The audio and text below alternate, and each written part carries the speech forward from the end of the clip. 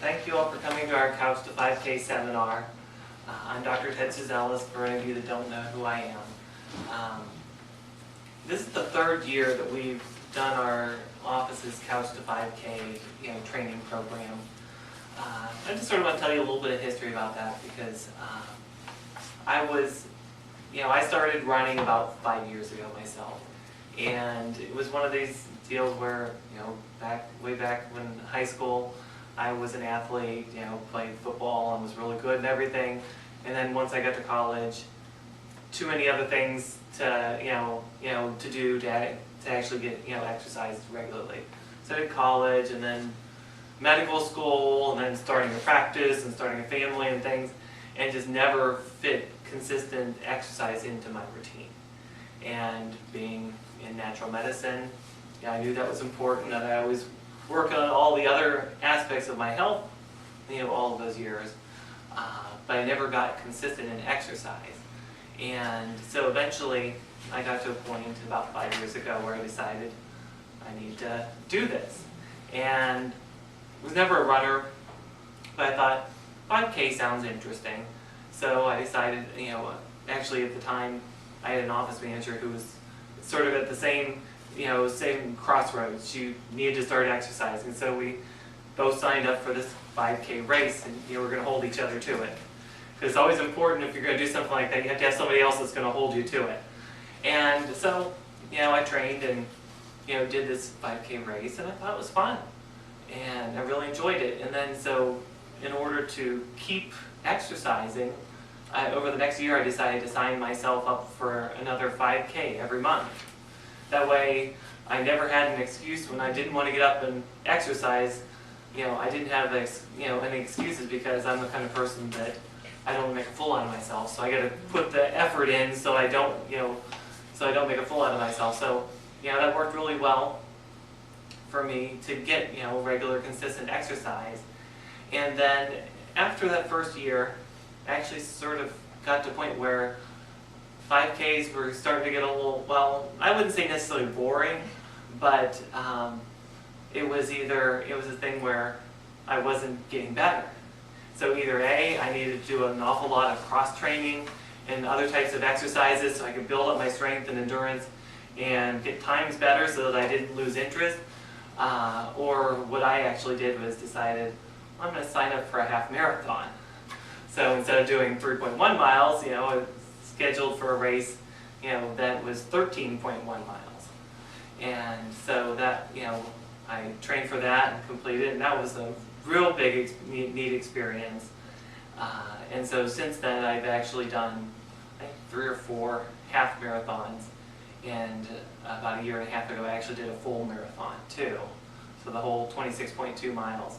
And I was, I'm someone who never even, wanted to even run, the 5K, the 3.1 miles, and up until even a year before I decided I wanted to run the marathon, I thought people that were doing something like that was stupid.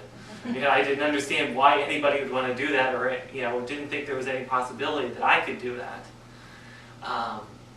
But after I started training for the half marathons, they're all, half marathon and marathon are usually all together in the same race. So I tell people, yeah, I ran in the Columbus Marathon, but I only did the half marathon. So I sort of felt like I was missing something. I was, not fully committed, and so I decided I needed to do a full marathon so that I could just at least say I completed it.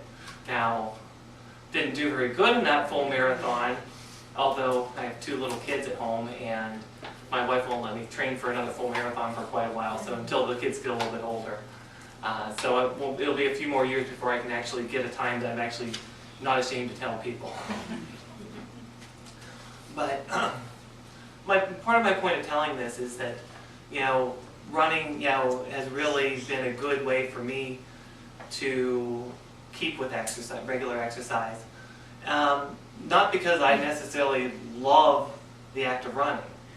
A lot of it has to do with pushing myself and attaining goals that I never thought possible before. And that's one of my big motivators. It's, especially like doing the half marathon or a full marathon, those are, pretty lofty goals that most people can't necessarily accomplish. And so, once you do so, once you complete some of these goals, it's, really very empowering for you and, rewarding to see, I can do more than what I ever thought possible. And that can then filter out into other areas of your life. So since I, found, running such an important thing for me for exercise, I decided 3 years ago that I wanted to, help offer, to help other people attain that, that same type of goal. And so then, we, set up this Couch to 5K program so that, we could help people that don't have any running experience actually, slowly train and improve, in their endurance and strength so that they can actually complete a full 5K, race. And it turned out really good. People, it was a really good response the first year. We decided to do it again last year, had a great response. And so this is our 3rd year of doing this program. We'll talk more specifically about the actual program a little bit later. But, I'm just sort of introducing everything. Next, we're going to have 2 different trainers doing most of the, most of our training sessions. And then I will probably help out a little bit here and there when one of the 2 other trainers can't make it. So first I want, next I want to introduce Sarah Terlecki. Terlecki? Mm-hmm. Okay. And, she's going to be probably our main trainer for these sessions. And so if you could just come up and tell a little bit about yourself.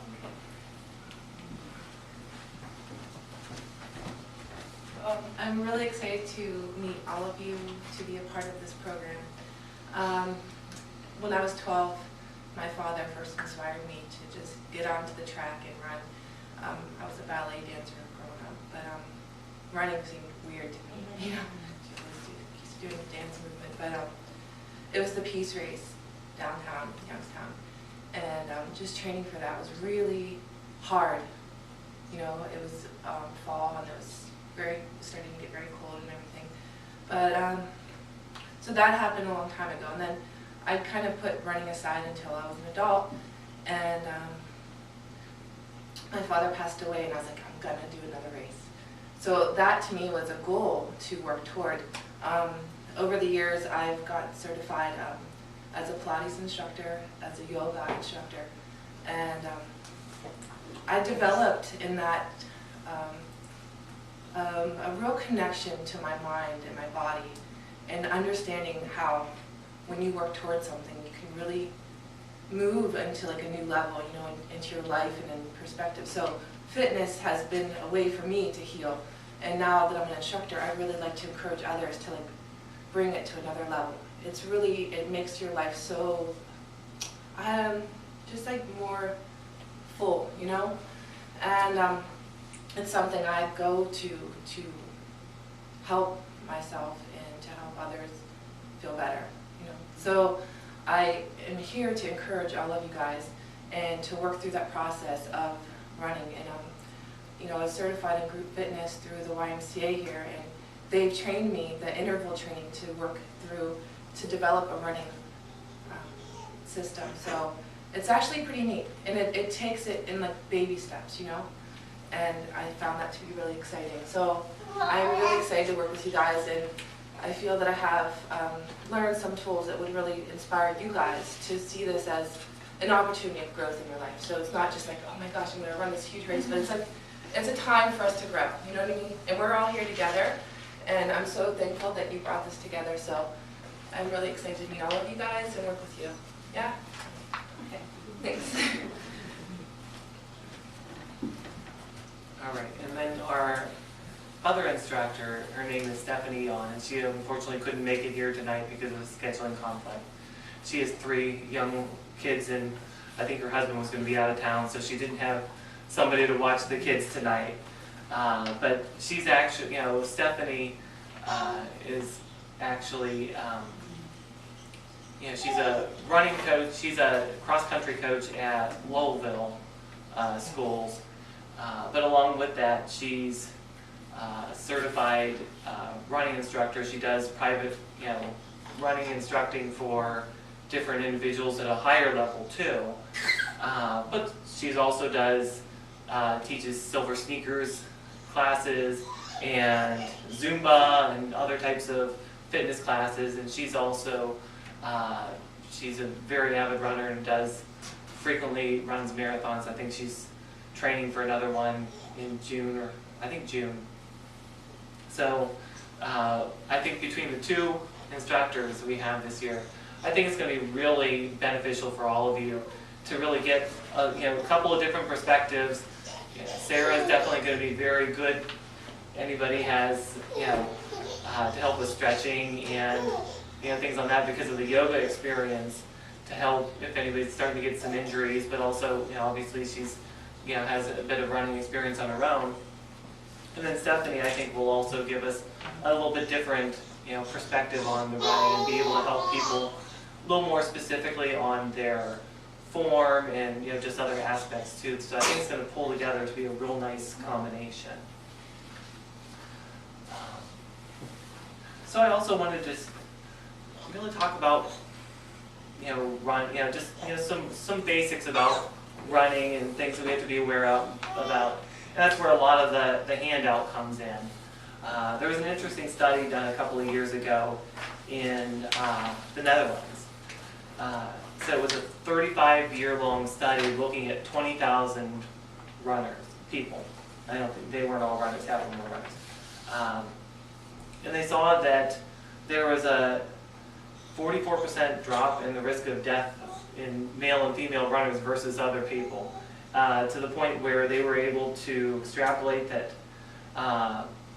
male runners and joggers actually can extend their life 6.2 years. Of course, if they're physically fit, that's going to be a good 6.2 years, not years that you don't want to live necessarily. And then women, 5.6 years. So I mean, that's pretty dramatic. Seeing that people that and that's running. I mean, all physical fitness is probably going to have about the same types of outcomes. But just really neat as far as something that really just involves running. And I don't think a lot of people understand really how many benefits there are for actually running and being in shape.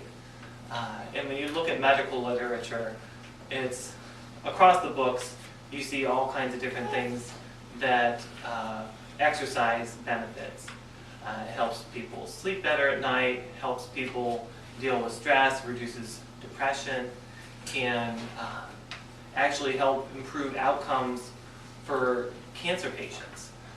There's a lot of studies showing that women with breast cancer have much better outcomes if they're exercising during their cancer therapy.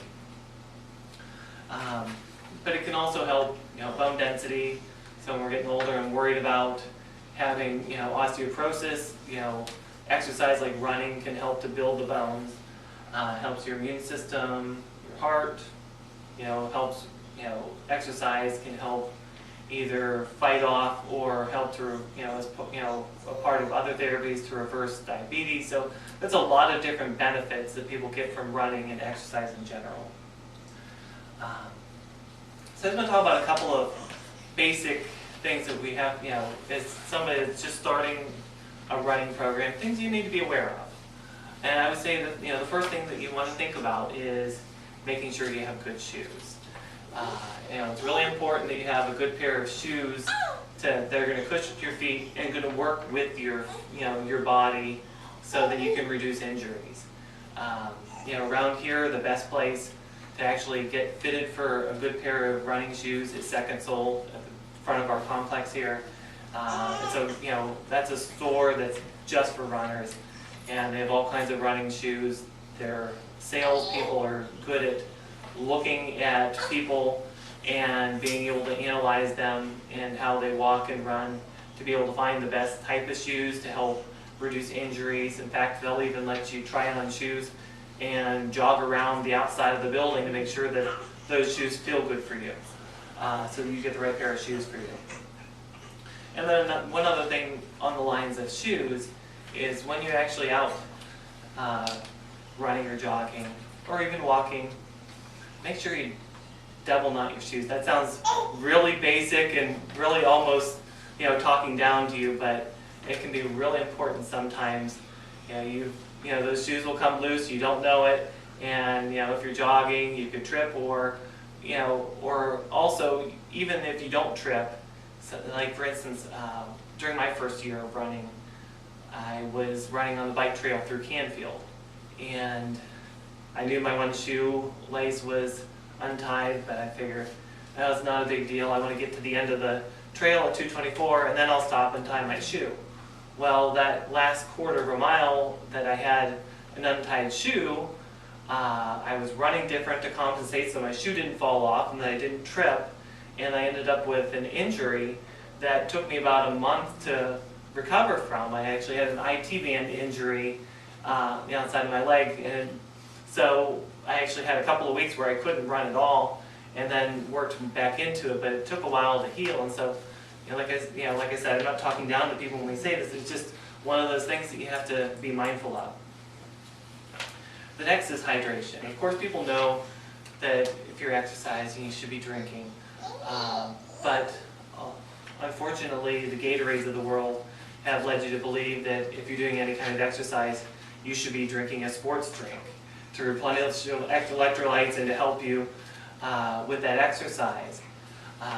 But really, unless you're a high-level athlete that's doing at least, I would say, I have in the outline 30 minutes of continuous exercise, but really probably at least an hour's worth of continuous running or something, you really don't need an electrolyte drink. And and the main reason is that they're full of lots of sugar. Well, if somebody, say, is running a half marathon or a marathon, you do need those extra calories because your body burns a lot of calories, and you only have so much in reserve, and so you do need sports drinks for those long races to get you through. But for working on a 5K, there's no reason to be doing those sports drinks because it's just going to be a lot of extra added calories.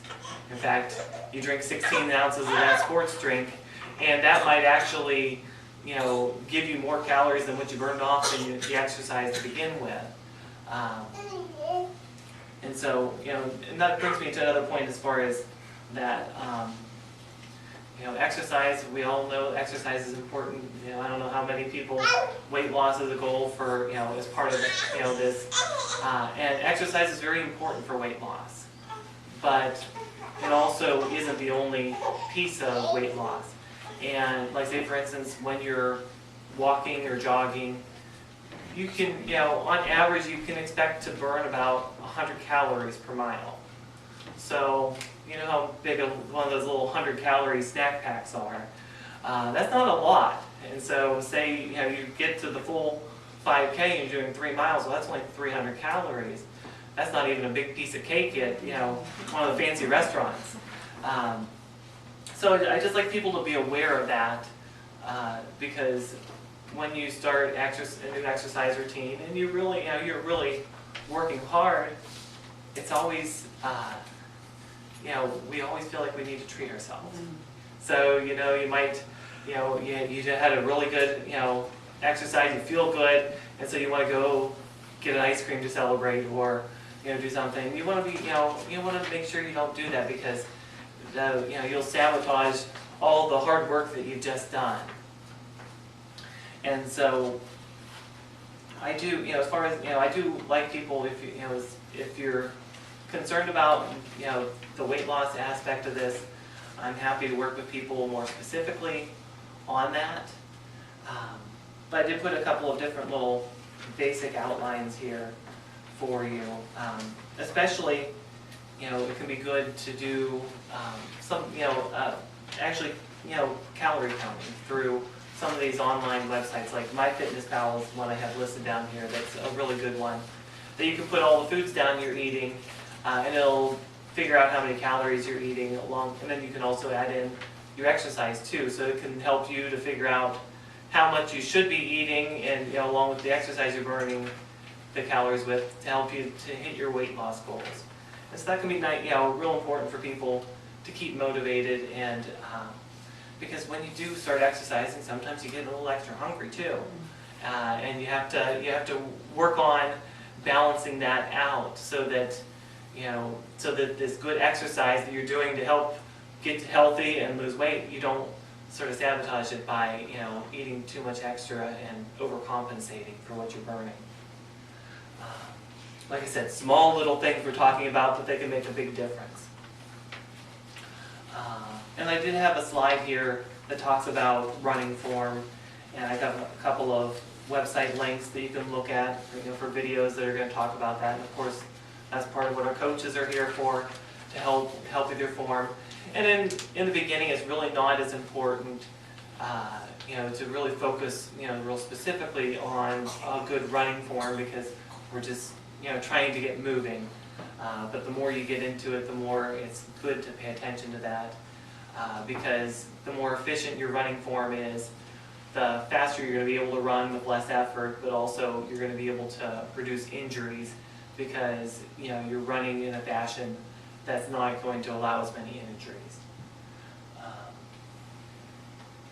For people that are going to be, that have goals of doing more than just running, getting this goal of a 5K, and they want to really train and do the best they can, cross training for other, with other types of activities can be really good to help reduce your risk for injuries. So like for instance, yoga and Pilates, strength training, doing a bike or an elliptical trainer, different things, other types of exercise, so that you can train your muscles in a different way, and that all works together to help reduce injuries. And then good warm up and cool down is very important to help with those injuries. And we're going to be doing a 5-minute warm up and cool down, beginning and the end of every session, to help make sure we're doing everything right and we can minimize those injuries. And then I also have a list here of different vitamin supplements that I found beneficial for different reasons. I have a good basic multivitamin listed there that helps people to get all the basic nutrients they need to make energy and help you with fitness. A second, so that's the basic nutrients, 2 a day. The second one, Niagen. This is a new, very, very new product that I actually just came across very recently. That's I'm finding helpful for people, to help their bodies to make more energy for athletics, but also for people that have chronic fatigue or other, fatigue type issues, to help their bodies make more energy, to help them to be more energetic. So it's something that can be helpful for, for athletic performance, but also just for general energy production. In fact, when I started this supplement a couple of weeks ago, after a week of being on it, I actually improved my 10K, so 10K would be 6.2 miles, that's my typical training route. I actually improved my typical run by about 10%, without doing anything else different other than taking that one supplement. So I'm starting to become a real big believer in it. In general, with new supplements, I'm always very cautious with people, and I don't want to tell everybody to go out and buy things, but it's something I'm excited that I've seen benefits in myself and other people. If you ever have energy issues and would like to consider something like that, you can talk to me. The third one is this Celadrin Joint Liposomal Lotion. It's a nice basic lotion to help with aches and pains, to rub on people. This acute phase is a supplement package that, for like the first 3 days after an injury, if you hurt yourself, it can be real good for helping to start that repairing process. And then the last one, Spaz Out, for cramps. So if you're prone to cramps, it has a lot of the magnesium, potassium, and other electrolytes that can help reduce cramps. Now, I'm not trying to sell people vitamin supplements in any way, shape, or form here, but just letting you know that there are things out there. And if you feel you need some extra help, don't hesitate to, to let me know, and I can make some suggestions for you. So, with that, I want to talk specifically about our Couch to 5K training program. So this is a 12-week program that'll start in about a week and a half on May 20th. It's going to be 3 days a week, Tuesday, Thursday, and Saturday. Tuesdays and Thursdays is going to be at 6 o'clock. Saturday will be at 9 o'clock in the morning. All the sessions are going to last definitely under an hour. Most of the time, the actual exercise part is probably going to be a half hour or less. In fact, the first week, the training sessions start out very basic, to where you're jogging for 60 seconds, and then you get to walk for 90 seconds. And we do that 6 rounds, so that's a total of 20 minutes of total time that you're exercising. But so it's like Sarah was saying, it's baby steps here, where we start out with a small amount that anybody can do. We're not talking about running as fast as you can. We're talking about more than just a leisurely walk. You're jogging a little bit for a minute, and then you have a 90 seconds after that to cool off, catch your breath and everything, and and catch back up, and then you can start back up at that another 60 seconds. Like I said, 6 intervals of that. And actually, I think on your last page I have the whole training program. Because then the second one, the second week goes up to 90 seconds of jogging with 2 minutes of walking. So it's all meant to slowly build you up and help people improve that endurance so that you can actually attain the goal after 12 weeks. And we've had people of all different ages, and definitely all different athletic performance levels. Mary Lou was here in our first year 2 years ago, and one of the other women that was there at the same time, Pat, I think she was Pat's about 68, 69, 70, somewhere in there. In her 70s. Yeah, and maybe in their 70s already. Yeah. So so we had people that old, and then last year we had a little bit younger crowd, probably mostly in the 40s and 30s. But in general, we have a wide range of people in different athletic modes and everything. So it's something that nobody should ever feel intimidated by, because we're all out here together. And that's one nice thing about running too that I should point out. Anytime you're at a race, for any type of level, you'll have people of all shapes and sizes running, and the running community is probably the most accepting and cheering on each other, to encourage each other to actually work, as opposed to any other type of sport, and that really has a lot to do with the fact that runners, we're all doing it to better ourselves. Unlike a team sport where you're working as a team to beat another opponent, running, it's always just about you. There's always going to be somebody that's faster. So most people don't ever have any illusion that they're going to win the race. It's about finishing and just doing the best that you can. And so with that, nobody ever is judgmental of other runners. We're typically not. I'm sure there's people that are a little more elitist that are real good runners, but in general, people are don't judge or anything. And I just like people know that, because that's the way it's going to be here. It's a very safe environment for people to do whatever their level. And if you can't, you start out and you can't jog that full first 60 seconds and you have to walk part of it, big deal. You're moving and you're working towards the goal.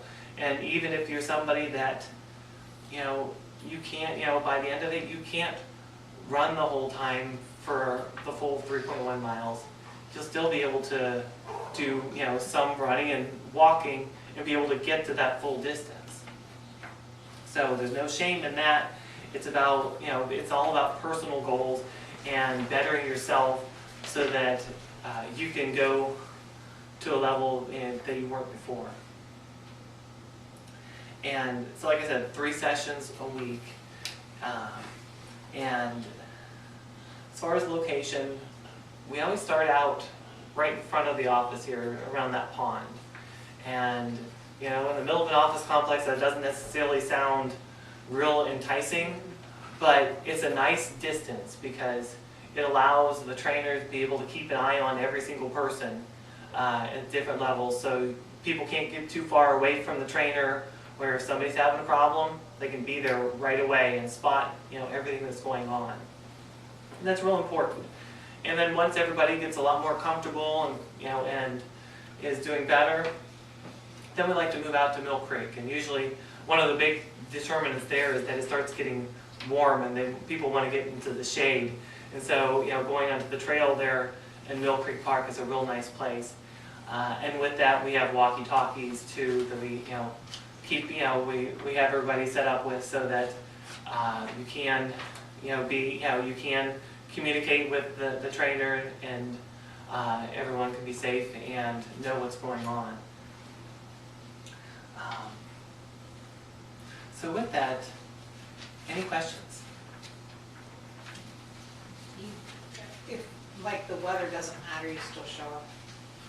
You know, as far as weather, that's a good thing. You know, I'm one of these people that, you know, and you know, over the last couple of years, you know, we've struggled with the, you know, an actual policy because, you know, some people, they want to get out there and, you know, even if it's, you know, even if it's sprinkling some, they want to be out there and running. Other people don't. So, you know, unless it's unsafe, we'll probably be having the sessions unless, you know, the instructor really feels it's unsafe.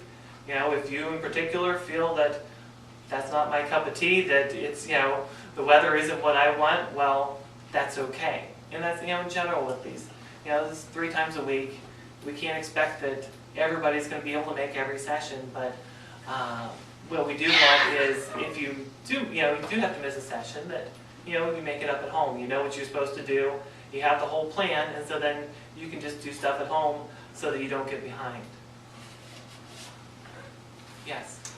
Are these sessions written in stone then, or, I mean, I know I can make the Tuesday, Thursday, but I work Saturday morning. Is there any alternative?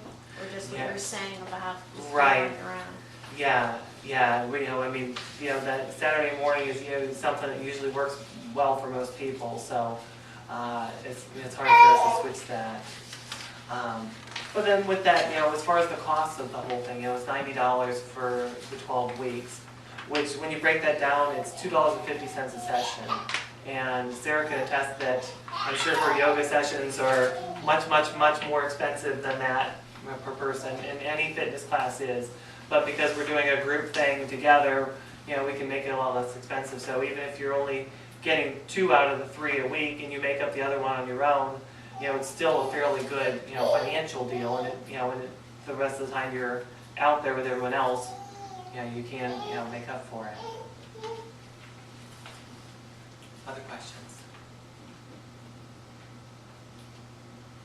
All right. So how many of you guys are interested?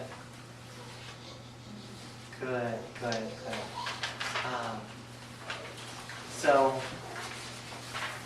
you know, with that, I'm going to close the, you know, the talk, and you know, you can register tonight if you'd like. If you need to wait and think about it, you know, you have the registration form, and then we're going to start on, you know, Tuesday, May 20th at 6 o'clock. So definitely make sure, especially that night, to get, you know, try to get here, you know, a little closer to 5:30, because it might be a little more hectic that night. But you know, that's when we're going to start. And if you have anybody has any questions or something comes up that you have questions about, you can always give a call here to the office and ask that, and we can answer those things for you. All right. Well, thank you so much.